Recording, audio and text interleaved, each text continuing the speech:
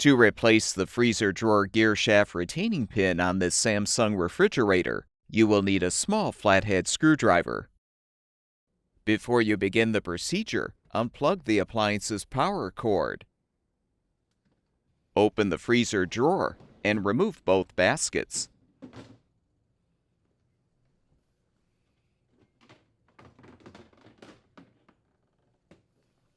Now use the small flathead screwdriver to detach the old gear shaft retaining pin, if still intact. To install the new retaining pin, snap it into place to secure the right side of the gear shaft. Replace the two baskets.